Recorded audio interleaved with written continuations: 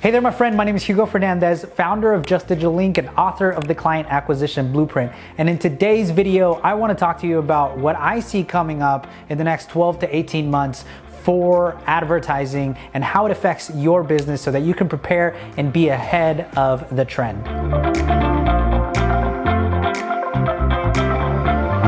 So 2020 was not the year any of us were expecting, and that also dramatically changed what is happening in advertising, how you're marketing your business, how you're connecting with customers. The biggest thing is that it accelerated and accentuated the trends that are already happening. So if a restaurant was hesitant to do takeout and delivery and sign up for the delivery apps, they're now forced to. If your business wasn't doing anything online, now it's forced to, because that's where your customers are getting their information. We had a client come to us who was relying, they had a retail business and they were relying on all of their distributors and retails partners, Nordstrom, Macy's, Bloomingdale's, to distribute their product. When COVID hit, that completely fell off a cliff and they had to shift to launching an e-commerce brand, or at least paying attention to their e-commerce brand, because it was always an afterthought. And so you don't want to be in that position because it takes time to ramp things up. So in this video, I'm going to focus specifically on what I see happening with the big ad platforms and some of the changes that are happening so that you can be prepared. The biggest thing for 2020 and 2021 is regulation. It sounds boring, but it really affects your ability to go online, turn on an ads campaign in Google ads or Facebook ads, because those big companies, the four big tech companies, Amazon, Facebook, Google, and Apple, are getting hammered by Congress for privacy reasons, for privacy concerns. Everybody, now that everything's happening online, is more and more concerned about what is happening to their data, what their information, where it ends up and how it's being used. And so privacy concerns are paramount. That's on the surface level, but the reality is Google in 2019 made $134 billion from advertising alone. Facebook made $69 billion in ad revenue, again, from their ad platform alone. So these are now becoming not only essential channels for communication for us, but they're also big players from an economic standpoint. So it's getting the attention of the government, of Congress, and though there hasn't been strict regulations here in the US yet, that is most certainly going to come, just like it happened in Europe and it's happening in California. More regulations are going to be put in place to protect consumers, to have a more transparent system, and who knows which way it's going to go. We have a big election coming up. All of these things factor into how government is going to affect regulation. So what does that mean for you? That means that the advertising platforms that we've come to love and enjoy and made money from are going to continue to change and be tighter and tighter and harder to play in that game. But I have some tips at the end of this video on how you can still succeed and how you can actually come out ahead. So that's the biggest and that's the biggest trend, not trend, but the biggest thing I see coming up in the next year or so is how are these companies going to be regulated? So what does that mean again for you? That means you're going to have less access to data that you've normally paid for. Google in September of 2020 announced that they're going to remove their search term reports or drastically reduce what you're able to see in search term reports. So if you've never run Google ads, you paid for a keyword and then people typed in different variations of that keyword, Google would give you that data so that you could then choose better keywords. That's no longer going to be as good as it was before. They're limiting that. They're also on the Facebook side, this happened probably over a year ago now, they've started to remove some of the targeting. You used to be able to target people based on household income, based on by their affiliations to different things, but there's political affiliations, religious affiliations, a lot of different interest targeting. So you can get really narrow, really specific, and target your ideal customer. That is just completely removed now. You're no longer able to target people based on a couple of different factors that Facebook has outlined. And so that is continuing to change. You get less data, less targeting, and overall less visibility into how you're spending your advertising dollars.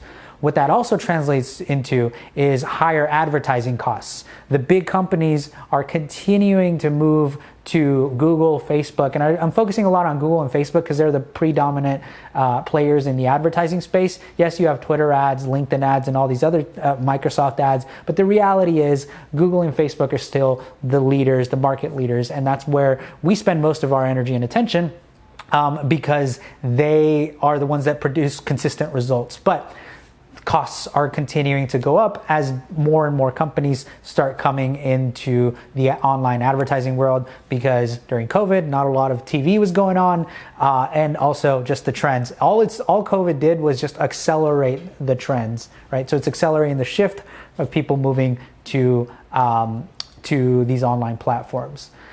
Another thing that is happening is in middle of 2020, a lot of advertisers boycotted for a month. They took their ads off of Facebook and they took their ads off of some of these social media platforms because of the social issues, to protest a lot of the things that are happening in the political climate and social climate. So that's another big trend, another big factor in the next 12 to 18 months, is how these social issues, political issues are going to continue to affect your marketing message and how you communicate with your clients, whether it's the Black Lives Matter or politics or COVID or the fires. It seems like 2020 just threw everything at us all at once, and it's all converging. But again, all it's doing is accelerating what was already happening in the market and the trends that we already saw. So what that means for you is your businesses are now being forced, depending on the size of your business, are now being forced to take a stand, to stand up for something, to be about something more than their products or their services, not just about their products or services, but they have to take a side, right? And so my advice to marketers, to businesses, is to be tactful in your approach and always take the higher road. Make sure that whatever it is that you're promoting, you actually believe, because those beliefs are going to be attacked. They're probably going to be judged. You're going to have people not really liking what you're saying. But if you actually believe that that is something that serves your customers, then you need to stand by it, and that will be tested. So if you're forced to take a stand and take it tactfully. If you're a smaller business, you can more or less kind of just fly under the radar, as I've seen a lot of our clients do. But if you are forced to take a stand in one of these, both social, political, or whatever is going on, make sure you do it tactful. And this goes to something that I believe and that we believe as a company at Just Digital, is that on a fundamental level, a business has to deliver real value to real people, right? Those real people are a complex mix of needs, wants, desires, emotions, and the more you understand them and the more valuable you're able to be as a company to serve those needs, desires, wants of your customers, the more you're going to be successful. Simply put, you have to go back to your fundamentals. You have to go back to delivering actual value to people and being empathetic to what they're going through, listening more than you're talking, being able to be sensitive and tactful, yet still being able to be firm in what you believe. And if you haven't made the time as an organization to look at your core values, your mission, what you're all about, now is as good a time as any to examine what you actually stand for. Because if you don't stand for anything, you're going to be stretched in so many different directions. One person on your team is going to pull you this way, the other one's going to pull you that way, and you are going to be tested. So make sure you know what you stand for, and that just comes from having the basics of a business, which are solid mission statements, solid core values, and knowing what you stand for. All right, so what do you do?